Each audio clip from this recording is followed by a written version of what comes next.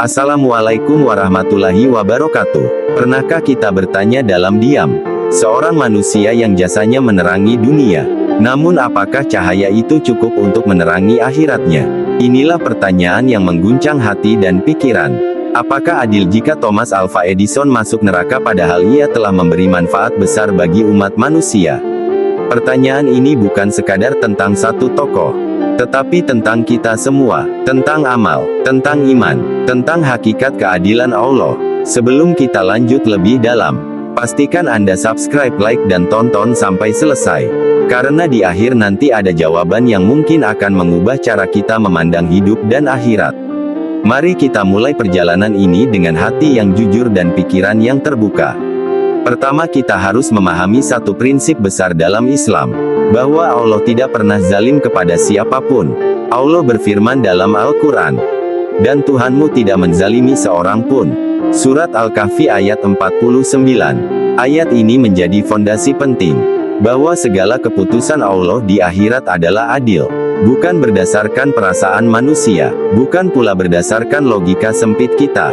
Lalu muncul pertanyaan berikutnya, bagaimana dengan orang yang banyak jasanya bagi dunia, namun tidak beriman? Disinilah kita harus membedakan antara manfaat dunia dan keselamatan akhirat. Dalam Islam, amal memiliki dua sisi utama, niat yang benar, dan iman yang lurus. Tanpa iman, amal sebesar apapun tidak menjadi bekal di akhirat. Allah berfirman, "Dan kami hadapi segala amal yang mereka kerjakan lalu kami jadikan amal itu bagaikan debu yang berterbangan." Surat Al-Furqan ayat 23. Ayat ini bukan merendahkan amal baik, tetapi menjelaskan bahwa akhirat memiliki standar yang berbeda. Bayangkan seseorang membangun rumah megah, namun ia membangunnya di atas tanah orang lain tanpa izin. Seindah apapun bangunannya tetap tidak sah. Begitu pula amal tanpa iman.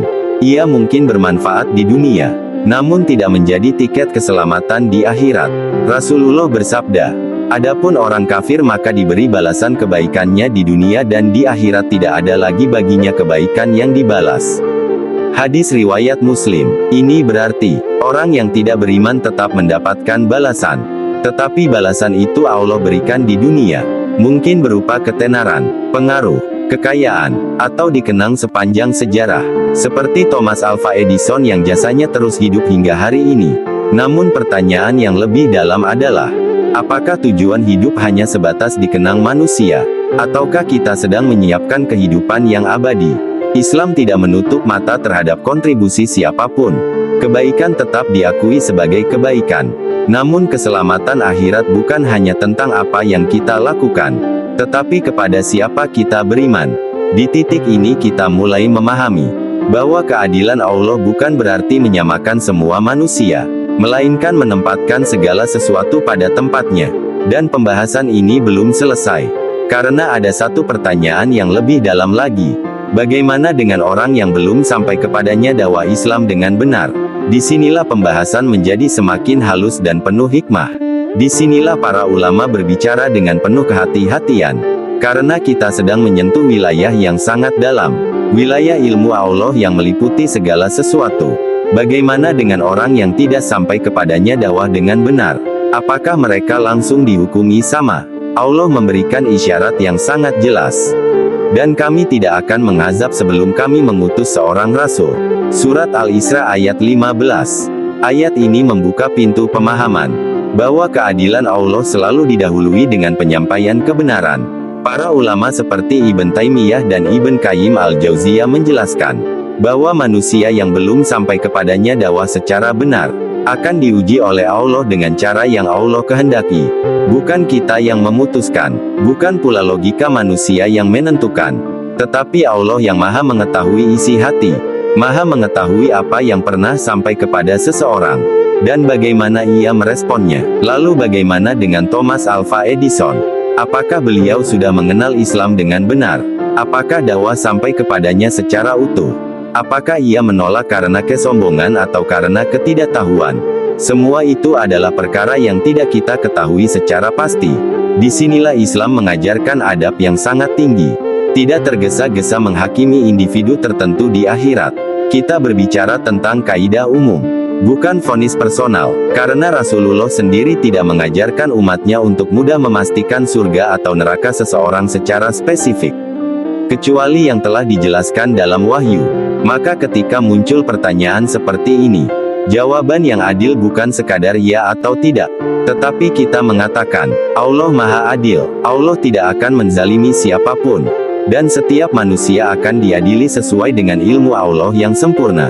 Di titik ini hati kita mulai diarahkan, bahwa persoalan ini sebenarnya bukan tentang Edison, bukan tentang tokoh besar dunia, tetapi tentang kita, tentang apakah kita sudah menggunakan nikmat iman yang Allah berikan, tentang apakah amal kita sudah dibangun di atas fondasi tauhid, ataukah kita sibuk mengejar dunia namun lupa arah pulang. Karena ada satu kenyataan yang sering terlupakan, bahwa banyak orang yang mungkin tidak setenar Edison, tidak menciptakan sesuatu yang mengubah dunia, namun memiliki sesuatu yang jauh lebih berharga, yaitu iman, dan iman itulah yang menjadi cahaya sejati, bukan hanya menerangi dunia, tetapi menerangi kubur, menerangi hari kebangkitan, dan menerangi jalan menuju surga. Pembahasan ini membawa kita pada satu titik yang lebih dalam lagi, tentang apa sebenarnya yang Allah nilai dari seorang hamba. Apakah sekadar manfaat dunia, ataukah ada sesuatu yang lebih mendasar dari itu? Dan disinilah kita akan menemukan rahasia yang sering tidak disadari banyak orang. Rahasia itu adalah bahwa Allah tidak hanya melihat apa yang tampak, tetapi Allah menilai apa yang tersembunyi di dalam hati. Rasulullah bersabda, sesungguhnya Allah tidak melihat rupa kalian dan tidak pula harta kalian, tetapi Allah melihat hati kalian dan amal kalian. Hadis riwayat Muslim. Inilah kunci yang sering luput dari perhatian, bahwa nilai seorang manusia di sisi Allah bukan hanya pada dampak yang ia hasilkan, tetapi pada iman yang ia yakini dan niat yang ia tanamkan. Dunia sering mengajarkan kita untuk mengukur keberhasilan dari seberapa besar pengaruh kita, seberapa banyak orang mengenal nama kita, seberapa luas manfaat yang kita berikan.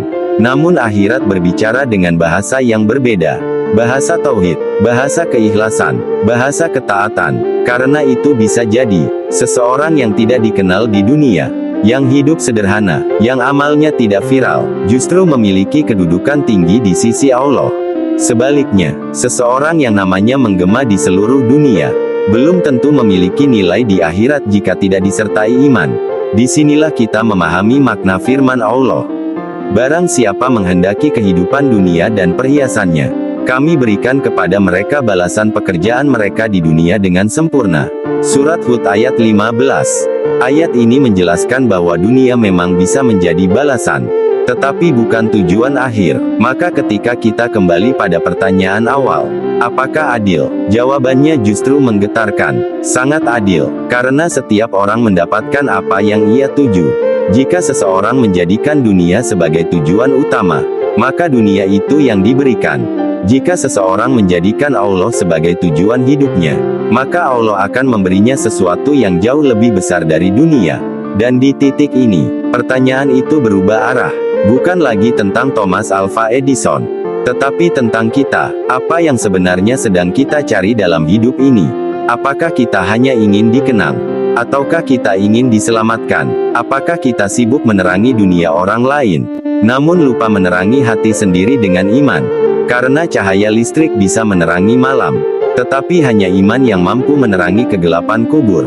Dan inilah renungan yang seharusnya kita bawa pulang, bahwa sebesar apapun kontribusi kita di dunia, tidak akan pernah cukup tanpa iman. Namun sekecil apapun amal kita, akan menjadi sangat berharga jika dibangun di atas tauhid dan keikhlasan. Dan masih ada satu penutup yang paling dalam, yang akan merangkum semua pembahasan ini menjadi satu pesan yang menyentuh hati dan menggugah jiwa. Sebelum kita benar-benar sampai pada penutup, ada satu cermin yang perlu kita hadapkan ke dalam diri. Seringkali kita sibuk mempertanyakan nasib orang lain di akhirat, namun lupa mempertanyakan arah hidup kita sendiri. Padahal Rasulullah telah mengingatkan dengan sangat tajam. Barang siapa yang amalnya lambat maka nasabnya tidak akan mempercepatnya. Hadis riwayat Muslim. Artinya, yang akan menyelamatkan kita bukan siapa yang kita kagumi, bukan siapa yang kita bela, tetapi apa yang kita imani dan apa yang kita kerjakan. Disinilah letak kejujuran yang sering terasa pahit, Bahwa membahas tokoh besar seperti Thomas Alva Edison terasa menarik. Namun membahas kekurangan diri sendiri terasa berat. Padahal yang akan ditanya di hadapan Allah bukan tentang Edison, tetapi tentang salat kita, tentang lisan kita, tentang amanah yang kita pikul, tentang hati yang kita bawa.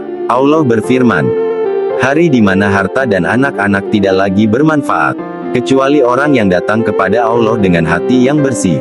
Surat Asy-Syu'ara ayat 88-89. Inilah ukuran yang sesungguhnya. Qalbun salim, hati yang selamat, hati yang bertauhid, hati yang ikhlas, hati yang tunduk kepada Allah. Maka sebelum kita menutup pembahasan ini, mari kita tanyakan dengan jujur. Sudahkah hati kita mengenal Allah dengan benar? Sudahkah amal kita dibangun di atas iman? Sudahkah kita menjadikan akhirat sebagai tujuan utama? Karena bisa jadi, kita tidak menciptakan lampu untuk dunia, tetapi kita punya kesempatan menyalakan cahaya iman dalam diri kita. Dan cahaya itu, jika dijaga, akan menjadi penerang yang tidak pernah padam. Bukan hanya di dunia, tetapi hingga kita berdiri di hadapan Allah nanti. Akhirnya kita sampai pada satu kesimpulan yang tidak sekadar menjawab pertanyaan, tetapi menggetarkan hati dan menyadarkan jiwa, bahwa keadilan Allah bukanlah sesuatu yang bisa diukur dengan logika manusia yang terbatas, melainkan dengan ilmunya yang sempurna, dengan hikmahnya yang meliputi segala sesuatu. Kita tidak menghakimi siapa yang pasti masuk surga atau neraka, karena itu adalah hak Allah semata. Namun kita memahami satu kaidah yang pasti, bahwa iman adalah fondasi keselamatan, dan amal tanpa iman tidak menjadi bekal di akhirat. Maka pertanyaan tentang Thomas Alva Edison pada akhirnya berubah menjadi pertanyaan yang jauh lebih penting. Kemana kita sedang menuju? Apakah kita hanya ingin menjadi manusia yang dikenang, ataukah menjadi hamba yang diselamatkan? Allah berfirman, barang siapa mengerjakan kebaikan sebesar zarah niscaya ia akan melihat balasannya. Dan barang siapa mengerjakan kejahatan sebesar zarah niscaya ia akan melihat balasannya. Surat Az-Zalzalah ayat 7 dan 8. Ayat ini menegaskan, tidak ada satupun amal yang sia-sia. Namun arah amal itulah yang menentukan kemana kita akan sampai. Wahai hati yang masih diberi kesempatan, jangan hanya sibuk menerangi dunia, namun lupa menerangi diri dengan iman. Wahai jiwa yang masih diberi waktu, jangan hanya mengejar pujian manusia, namun lupa mencari ridha Allah. Karena pada akhirnya, bukan seberapa terang dunia yang kita ciptakan, tetapi seberapa terang iman yang kita bawa. Semoga Allah menanamkan dalam hati kita cahaya tauhid, menuntun langkah kita dalam ketaatan, dan mengumpulkan kita dalam rahmat-Nya di akhirat kelak. Wassalamualaikum warahmatullahi wabarakatuh.